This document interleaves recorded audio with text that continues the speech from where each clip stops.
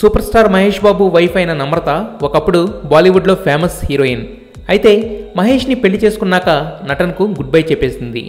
ప్రస్తుతం మహేష్ చేసే ప్రతి సినిమా వ్యవహారాల్లో కీలక పాత్ర పోషిస్తున్న నమ్రత మళ్లీ సిల్వర్ స్క్రీన్పై రీఎంట్రీకి రెడీ అయింది.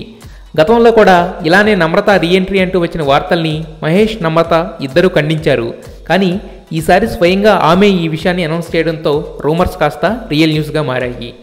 పైగా ఆమె ఓ మల్టీ స్టారర్ మూవీతో రీఎంట్రీ ఇవ్వబోతుందట. దీంతో ఆమె నటించబోయేది తెలుగు సినిమానా, హిందీ సినిమానా అనే కొత్త డౌట్ క్రియేట్ అయింది. ఎందుకంటే మహేష్ నెక్స్ట్ మూవీస్లో మల్టీ స్టారర్ ఏదీ లేదు. కొరటాల శివ డైరెక్ట్ చేస్తున్న భరత్ అను నేను సినిమా కానీ, ఆ తర్వాత వస్తున్న వంశీ పైడిపల్లి సినిమా కానీ మహేష్ సోలో హీరోగా చేస్తున్న సినిమాలే.